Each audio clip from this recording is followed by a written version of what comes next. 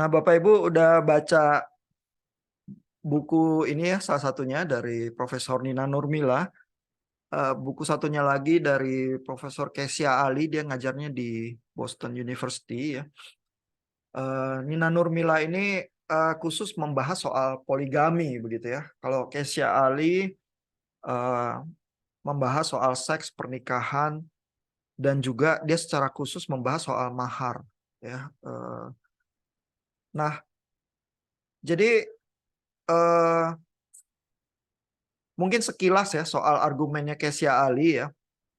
Kesia Ali itu berargumen di dalam bukunya adalah bahwa praktek pernikahan yang di dalam tradisi Islam itu sebenarnya eh, terkait satu sama lain dengan erat ya. Jadi mengapa yang laki-laki bayar mahar ke yang wanita?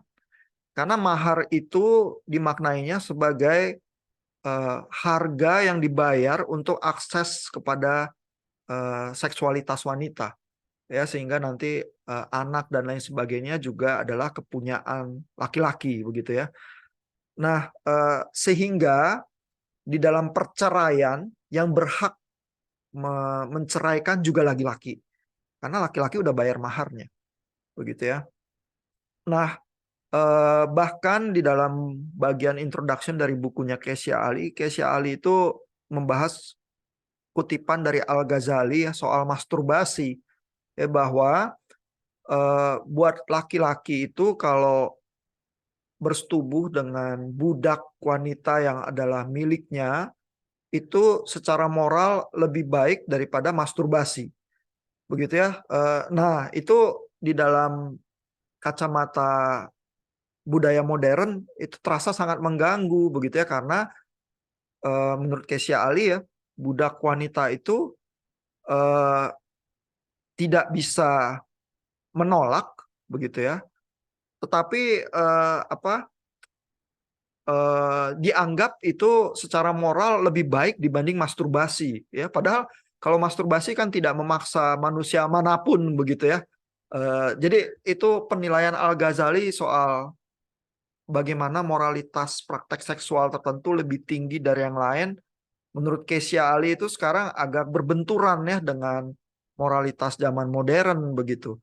Karena di zaman kuno, bahkan juga di dalam masanya Al-Ghazali, tampaknya bahwa wanita itu kalau dimiliki oleh laki-laki itu kewajaran.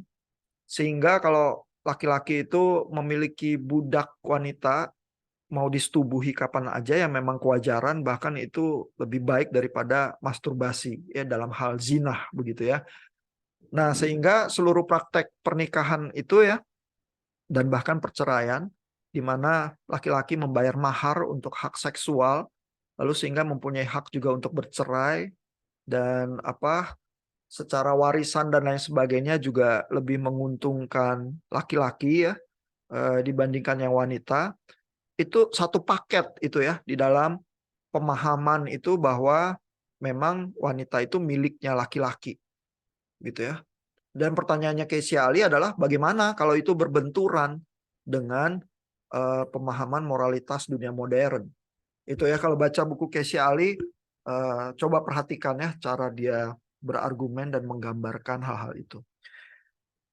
Nah, kalau Nina Nurmila ya, Prof. Nina lebih spesifik memang persoalan-persoalan yang ada di Indonesia ya, dan terutama spesifik di Indonesia itu mempraktekkan poligami ya, sehingga uh, subtitle dari bukunya adalah Renegotiating Polygamy in Indonesia.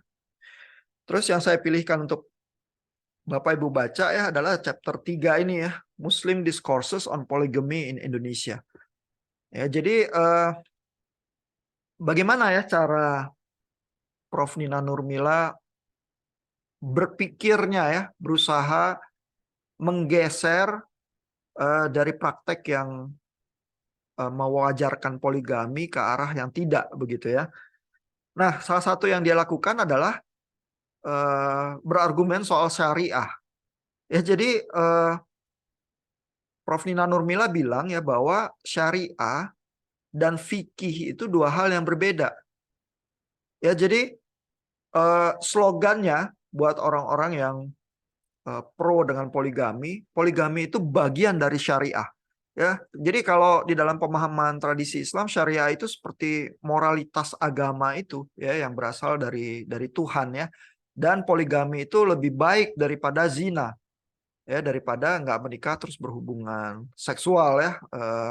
Artinya secara resmi bukan muhrimnya, tidak bayar mahar, tidak dinikahi secara resmi, kok melakukan hubungan seksual begitu ya, itu immoral begitu ya. Nah, tapi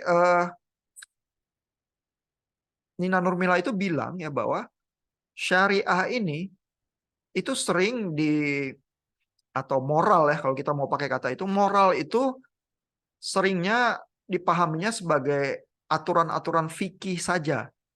Ya, dan Prof Nina Nurmila berusaha membedakan ya, syariah itu bukan fikih. Fikih itu tafsir dari syariah, begitu ya. Sehingga ada ruang berpikir di situ. Kalau syariah itu memang moralitas yang berasal dari Tuhan, sedangkan kalau fikih ya, fikih adalah human interpretation of the Quran and the Sunnah in legal issues. Ya, jadi hukum Islam tidak mesti langsung syariah. Ya, fikih itu adalah ada unsur interpretasinya, gitu ya. Nah, jadi ini movement yang sering muncul juga ya di dalam kalau kita berusaha menjawab dan memikirkan ulang sesuatu yang muncul di dalam tradisi. Ya, jadi kan memang secara tradisi itu poligami berdasarkan ayat-ayat dari Anisa dan lain sebagainya tampaknya dipraktekkan ya, dan di Indonesia juga begitu ya. Nah, bagaimana Nina Nurmila berusaha menggeser itu adalah dengan membuat celah itu. Ya, jadi jangan cepat-cepat bilang bahwa poligami itu syariah. Enggak, syariah ini sering dimengerti sempit saja sebagai aturan-aturan ya, sebagai fikih. Padahal fikih itu adalah interpretasi terhadap syariah. Gitu ya. Sehingga kalau kita mulai menangkap ya, ada area interpretasi di situ, maka kita bisa mendiskusikan ya, interpretasi mana yang baik. Begitu ya. Tapi kalau tidak ada ruang diskusi di situ ya, pokoknya praktek ini adalah moral yang dari Tuhan. Ya, syariah itu sendiri, maka terus nggak ada ruang diskusi apa-apa. Ya, jadi yang dilakukan oleh pemikir-pemikir progresif itu pertama-tama membuka ruang diskusinya itu dulu, gitu ya. Dan kalau Bapak Ibu baca Aminah Wadud atau Cak Nur atau Gus Dur ya, itu sebenarnya juga sama ya, membuka ruang diskusi juga, tapi membuka ruang diskusinya bagaimana dengan tafsir kontekstual. Ya, karena mereka itu berusaha mendorong untuk melihat konteks ayat Quran itu di dalam masyarakat komunitas Muhammad itu seperti apa berfungsinya ya. Lalu kalau kita memahaminya ya, misalnya bahwa ayat-ayat soal poligami sebenarnya isunya lebih ke arah kepada keadilan ya, dan kepada isu melindungi wanita dan anak yatim begitu ya. Maka di situ ada ruang diskusi. Kita mau mempraktekannya di zaman sekarang seperti apa. Ya, jadi dengan melihat konteks sebenarnya terbuka jarak dan ruang diskusi juga. Ya, ini sama nih. Nina Nurmila juga gitu, dengan membuat jarak antara fikih dan syariah, di situ di tengahnya ada ruang diskusi. Jadi interpretasinya bagaimana yang lebih baik begitu ya. Itu termasuk movement-movement yang umum ya, yang terjadi kalau kita memikirkan ulang soal tradisi sebenarnya. Ya. Kalau Bapak Ibu baca sejarah reformasi Kristen ya, itu yang dilakukan para reformator kan sama juga ya. Di dalam gereja Katolik abad pertengahan, segala hal yang di dalam tradisi itu udah dipahami ya, berasal dari Vatikan, Roma, berasal dari Paus, berasal dari Tuhan. Nggak ada ruang diskusinya sama sekali, gitu ya. Demikian juga praktek penjualan surat pengampunan dosa atau apa begitu ya. Nah, tiba-tiba Martin Luther itu bilang, oh jangan acuannya tradisi ya, melainkan coba lihat ke Alkitab, begitu ya, sola scriptura, begitu ya. Terus di situ terjadi ruang diskusi. Ya, karena tradisi yang diwarisi kan bukan berasal dari teks begitu saja yang secara harfiah ini dipraktekkan ya. Nggak ada teksnya surat praktek penjualan surat pengampunan dosa, nggak ada di Alkitab gitu ya. Tapi kan tradisi yang diwarisi terus ada praktek itu ya, terus muncul dari mana? Berarti ada tafsir tertentu yang bermain di situ ya. Dan begitu Luther itu membuka ruang diskusi itu, nah di situ bisa ada perdebatan ya. Nah, tentu terjadi power struggle ya. Luther itu dipanggil, diadili di Worms ya, disuruh mencabut semua ajaran dia begitu ya, atau dia akan diekskomunikasi gitu ya. Akhirnya dia memang diekskomunikasi, tapi dia menolak untuk mencabut ajarannya ya, dan dia bilang, coba tunjukkan kesalahan saya dari Alkitab. Kalau bisa ditunjukkan dari firman Tuhan bahwa berpikirnya dia salah, maka dia yang akan melemparkan buku-bukunya lebih dulu ke dalam api. Gitu Luther waktu diadilin ya di depan pengadilan agama itu di Worms bilangnya gitu ya. Dan dia udah siap-siap mati sih waktu itu ya, karena bisa aja di perjalanan pulang dia nggak aman terus dicegat terus dibunuh ya. Untungnya pangeran Jerman, Pangeran Friedrich waktu itu temannya Luther. Jadi waktu di perjalanan pulang dari Worms itu dia diculik ya, terus disembunyikan di kastilnya Prince Friedrich itu gitu ya. Kalau enggak mungkin memang ada bahaya dia akan terbunuh sih. Ya habis sidang yang panas yang seperti itu gitu ya. Nah, jadi dengan membuka ruang diskusi itu ya, salah satu move-nya Nina Nurmila itu bisa ada pemikiran-pemikiran yang bergulir begitu ya, bagaimana menafsirkan syariah begitu ya, yang lebih baik. Nah, terus dia ini mengutip ya, scholars lain ini Abdullahi An-Naim ini juga cukup berpengaruh ya, Muslim scholars ini ngajar di Amerika juga, yang dikutip juga memikirkan ulang soal hubungan antara syariah dan fikih itu ya, yang diusulkan oleh Nina Nurmila untuk dicermati begitu ya. Nah, lalu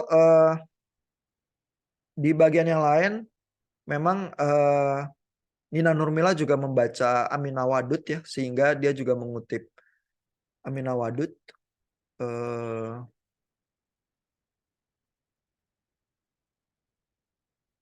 ini ya. Dan Aminah Wadud itu masuk juga ke dalam konteks kontekstualis ya, kelompok kontekstualis ini yang berusaha membaca ayat-ayat itu di dalam konteksnya ya. Jadi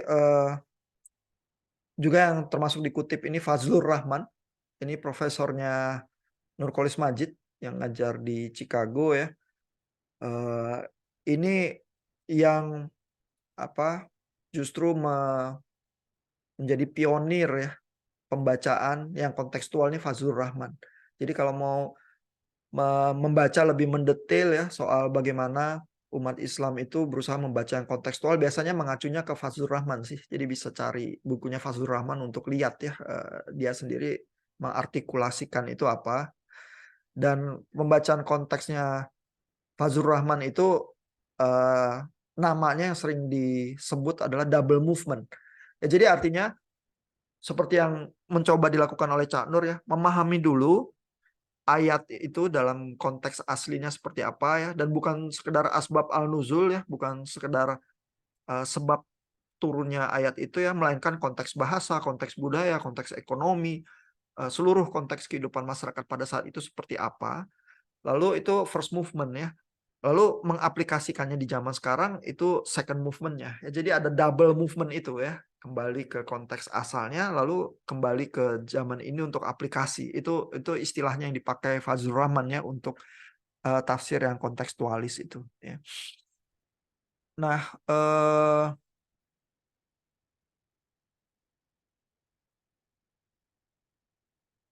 ya ini sedikit pembahasan dari Nina Nurmila soal konteks itu ya.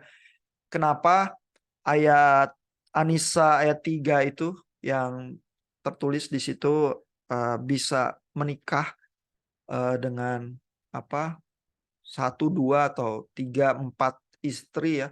Itu ada konteks yang khusus yaitu konteks peperangan Uhud ya, sehingga banyak sekali laki-laki yang terbunuh Dan banyak sekali juga akhirnya anak gadis yang jadi yatim. Ya sehingga muncul persoalan di masyarakat ya. Lantas bagaimana kalau anak perempuan itu nggak ada ayahnya? Siapa yang akan melindungi ya? Sehingga perlu ada perlindungan itu ya. Tapi sebenarnya perlindungannya adalah pembatasan ya. Jangan menikah banyak-banyak ya, tapi batasnya sampai 4. Lalu juga keadilan. Ya karena ini anak-anak yatim ini nggak boleh dijahatin begitu ya.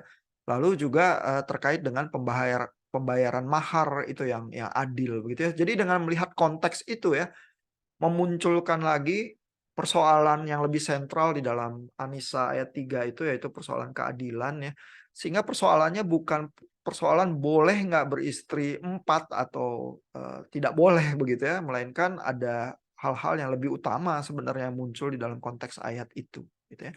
Jadi strateginya Nina Nurmila juga seperti itu ya. Lalu dikutip juga Aminah Wadud ya, yang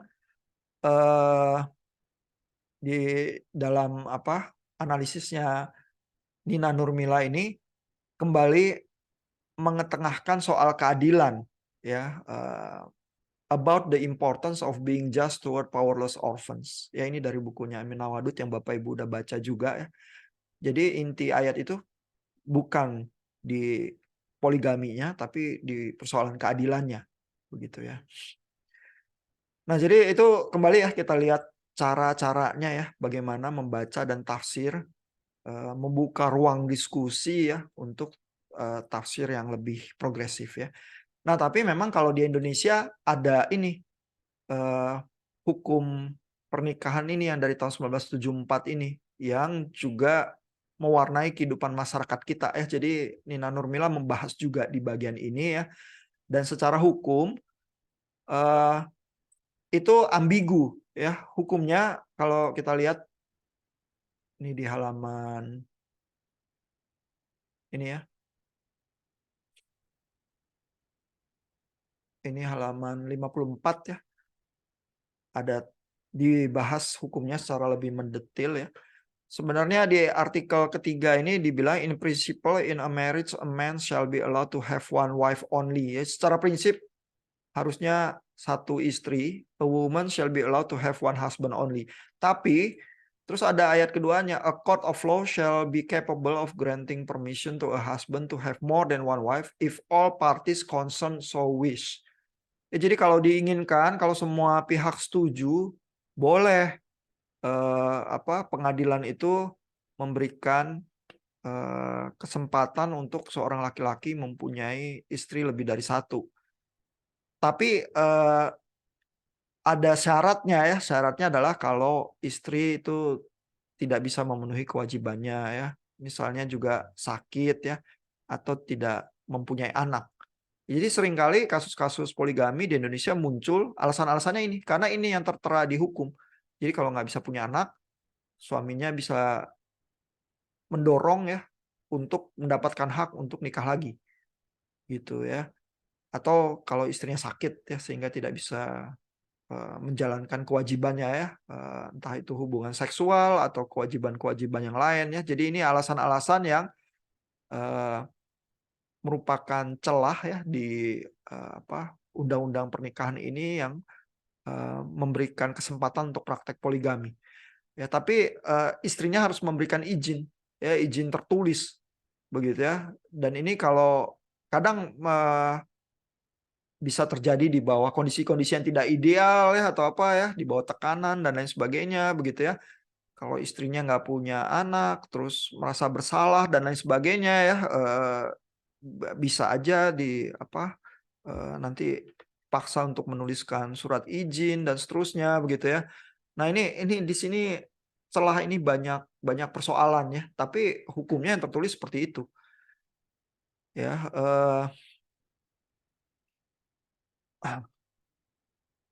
terus ini ya ada artikel ini ya, the approval ya yang harus diminta ini ya, shall not be required of a husband if it is impossible to obtain the approval of his wife or wives and if she or they are incapable of becoming partner or partners to the contract.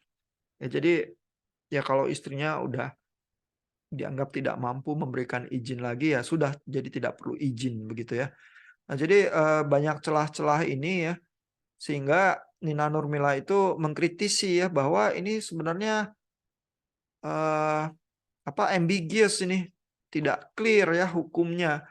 Bagaimana klausa-klausa itu bisa saling memodifikasi begitu ya loh. Tadi bilangnya secara prinsip satu istri, tapi kok bisa ya dengan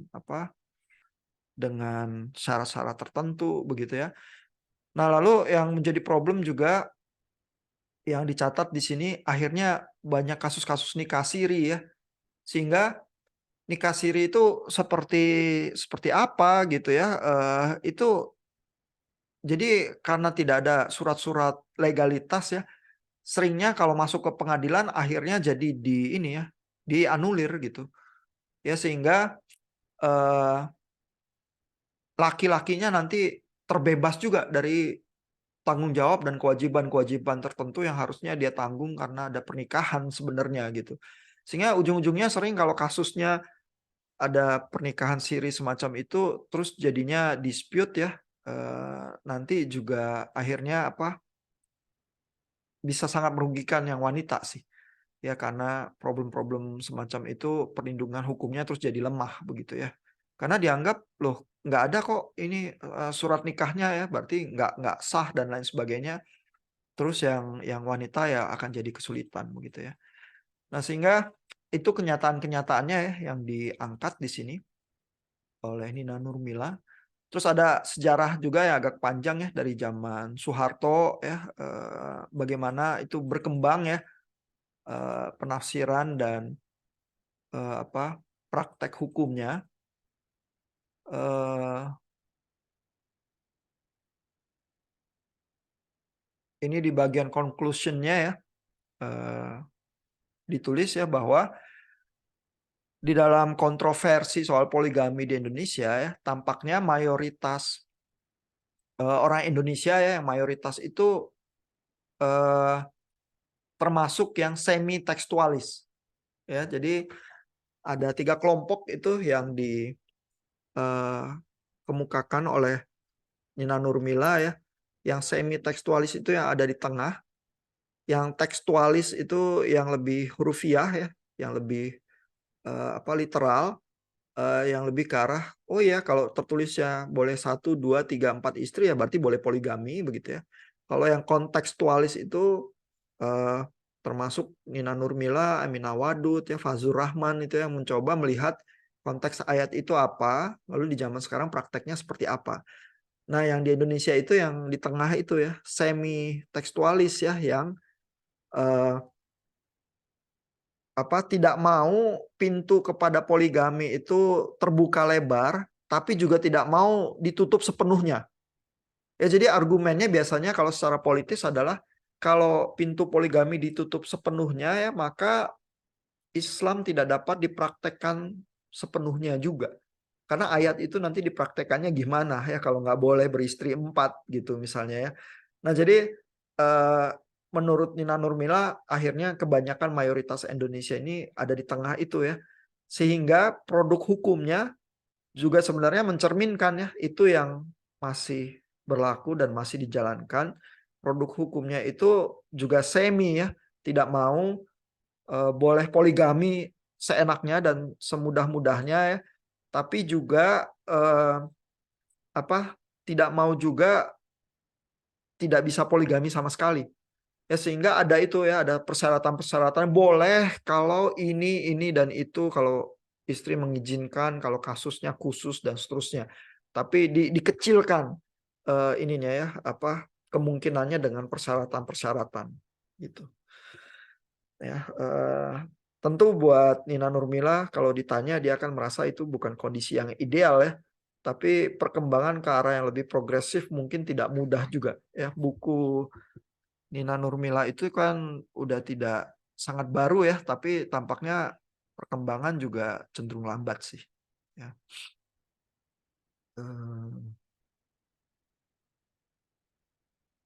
iya, bukunya ini tahun 2009. Ya, jadi kalau kita lihat bukunya Nina Nurmila itu tahun 2009 ini. Jadi udah lama ya. Cuman kalau kita lihat perkembangan, mungkin yang kita baca di chapternya Nina Nurmila tetap di kondisi yang sekarang tetap masih sama seperti itu.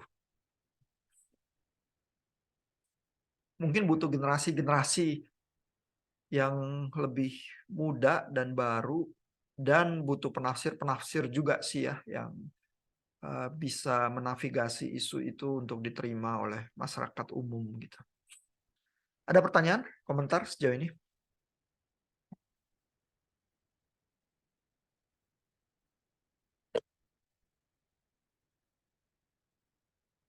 Bu Seruni ada pertanyaan? Cenderung setuju ya sama Prof. Nina Nurmila ya? Ya, Pak, mungkin karena saya juga perempuan. Oh iya iya, berarti Pak Erlan yang mungkin kurang setuju sama Prof. Nina Nurmila kan?